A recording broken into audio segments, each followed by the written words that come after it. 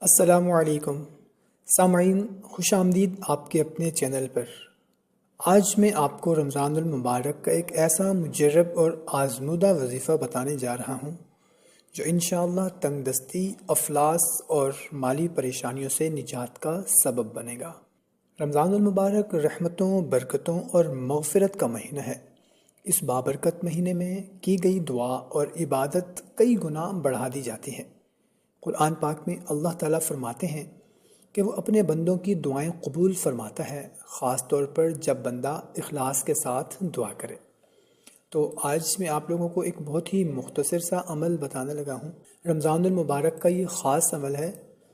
اگر کوئی تنگ دست ہے، افلاس سے نجات چاہتا ہے، تو اس کو چاہیے کہ اٹھتے بیٹھتے چلتے پھرتے کام کرتے ہوئے سورہ العنکبوت کی آیت نمبر 60 جو آپ کو اسکرین پر نظر آ رہی ہے، اس کو کثرت کے ساتھ پڑھتا رہے۔ ہماری کوئی بہن ہے، ہمارا کوئی بھائی ہے، تنگ دستی کا شکار ہے، افلاس سے نجات چاہتے ہیں، ان کو چاہیے کہ سورہ العنکبوت کی آیت نمبر 60 جو آپ کو اسکرین پر نظر آ رہی ہوگی، اس کو اٹھتے بیٹھتے چلتے پھرتے پڑھتے رہیں۔